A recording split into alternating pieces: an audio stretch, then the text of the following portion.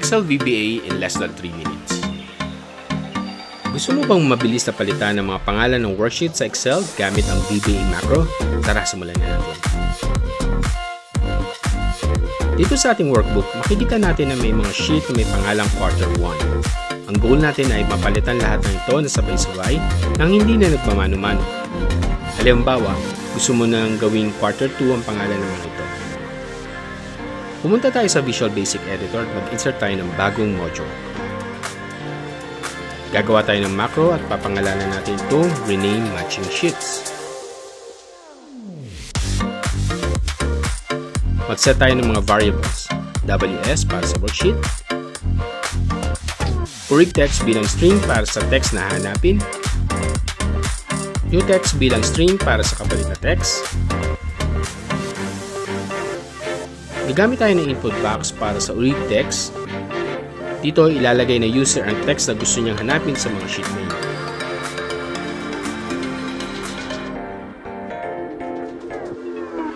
Gagamit ulit tayo ng input box para sa new text. Dito naman ilalagay ang bagong pangalan na ipapalit.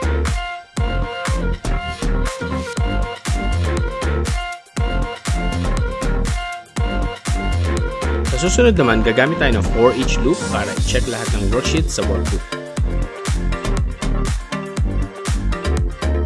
Sa loob ng loop, maglalagay tayo ng if statement gamit ang string function para i-check kung ang pangalan ng worksheet ay naglalaman ng original text.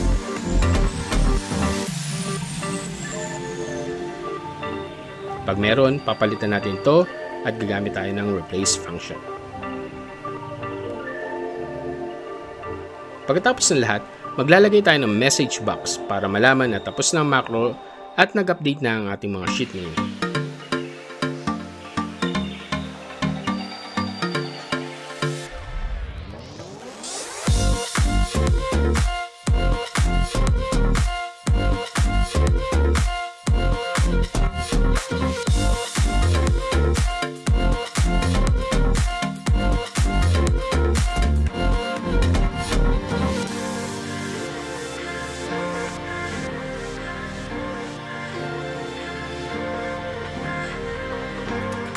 Ngayon makikita na natin na gumagana ng ating macro.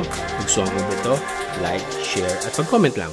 Salamat at kita-kits tayo sa ating susunod na Excel VBA tutorial.